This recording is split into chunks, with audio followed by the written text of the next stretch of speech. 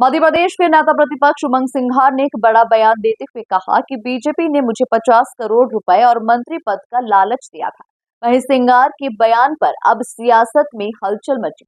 देखिए, बहुत धन्यवाद आपका। और मुझे लगता है कि उमंग सिंघार कांग्रेस पार्टी में जिस प्रकार उनको हाशिए पर किया जा रहा है जितेंद्र पटवारी और टीम के द्वारा, उसके चलते इस प्रकार की स्थिति है। वही उमंग सिंघार हैं जिन्होंने अपनी पार्टी के नेता दिग्विजय सिंह को माफिया बताया था। उनकी सरकार जिसमें वो वन मंत्री थे उमंग सिंघार, कमलनाथ जी मुख्यमंत्री थे, और उमंग सिंघार ने कहा था कि दिग्विजय सिंह शराब माफिया, भू माफिया, खनन माफिया, रेत माफिया, सबके हिस्सेदार, सूत्रधार, जिम्मेदार, भागीदार सब दिग्विजय सिंह को निरूपित किया था।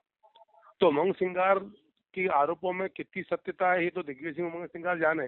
जहां तक इस आरोप का विषय तो बहुत हास्यास्पद आरोप है, और सस्ती लोकप्रियता पाने के लिए कांग्रेस पार्टी में जिस प्रकार से वो राजनीतिक रूप से हाशिए में है, उससे अपने आप को उबारने के लिए इस प्रकार की राजनीति करें ताकि वो लाइमलाइट में आए और जितेंद्र पटवारी और बाकियों की तुलना में उनको मीडिया में एक्सेस मिल सके। प्रमाण में तो चुनौती देता हूँ उमंग सिंघार को कि कोई प्रमाण हो तो प्रमाण लेकर दम के साथ सामने आए।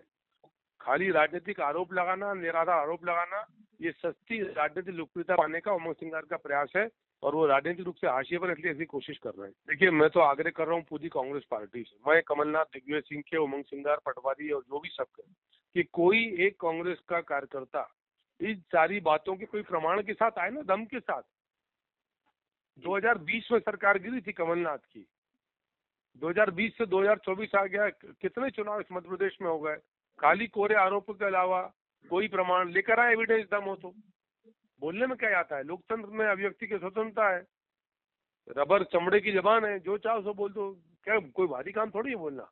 लेकिन हम तो आप दम के साथ बोल रहा हूँ, चुनौती दे रहा हूँ कि प्रमाण लेकर आए, एविडेंस के साथ बात करें। वो है नहीं इनके पास, क्योंकि ऐसा हुआ ही नहीं है। भारतीय जनता पार्टी को आवश्यकता नहीं है तो इस प्रकार के काम करने की। हम लोग राष्ट्रवाद पर, समाज निर्माण के लिए, भारत और भारत के उत्थान के लिए काम करते हैं, बस उस लक्ष्य पर काम करते हैं। और कांग्रेस को तुष्टीकरण, परिवारवाद और भ्रष्टाचार सूझता है, इसलिए कांग्रेस को दिक्कत है।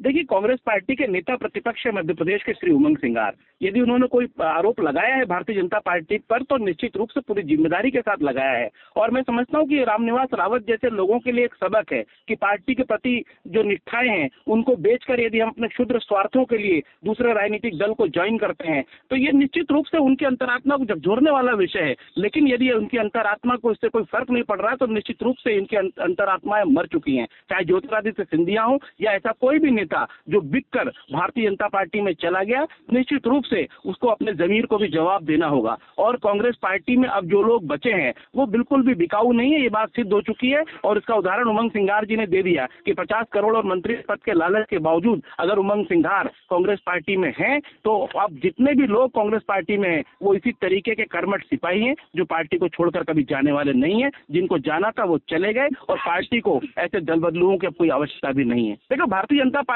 के कहने से कुछ नहीं होता है। हम सब ने देखा, हमारी आंखों के सामने है कि कैसे 35 करोड़ और 50 करोड़ माफियाओं से लेकर ये मध्य प्रदेश में सरकार कमलनाथ जी की गिराई गई, ये पूरी दुनिया के सामने बेनकाब हो चुके हैं। तो भारतीय जनता पार्टी केवल मध्य प्रदेश में बेनकाब नहीं हुई, गोवा में, महाराष्ट्र में, हर जगह, ये कर्नाटक में बेनकाब हो चुके हैं। या तो उन्होंने वहां सरकारें गिराई, पार्टियां तोड़ी, या ऐसा प्रयास किया। तो भारतीय जनता पार्टी के बारे में ये कहना बिल्कुल भी अतिशयोक्ति नहीं है कि लोकतंत्र की हत्याएं करने के आदी हो चुकी है और पैसे, धनबल और ईडी, सीबीआई के माध्यम से सरकारें गिराने में हमेशा संलग्न रहती है।